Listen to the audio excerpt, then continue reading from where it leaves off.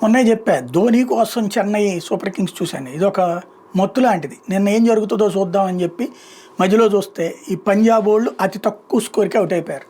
111 దగ్గర అంటే ఇంకేముంటుందిలే, అవతల కొట్టిపడేస్తారులే అనుకో. పొద్దున పేపర్లో చూస్తే షాక్ అనమాట. దీన్ని గెలుచుకోవడం అన్నటువంటిది 112 పరుగుల లక్ష్యంతో కేకేఆర్ ఈజీగా కొట్టేది. అందులో వాళ్ళకి మంచి బలమైనటువంటి వాళ్ళు ఉన్నారు. 245ను కూడా వాళ్ళు ఈజీగా ఊది పరేశారు. తీరా చూస్తే ఇప్పుడు 111 దగ్గరనే వాళ్ళు కొట్టలేనటువంటి పరిస్థితి సృష్టించారంటే చాలా గ్రేట్ అని చెప్పాలా. అంటే ఇప్పటిదాకా బ్యాట్స్మెన్ రాజ్యం నడిచింది, బాది వదిలేయడం, బౌలర్ల ఆత్మస్థైర్యం దెబ్బతింది.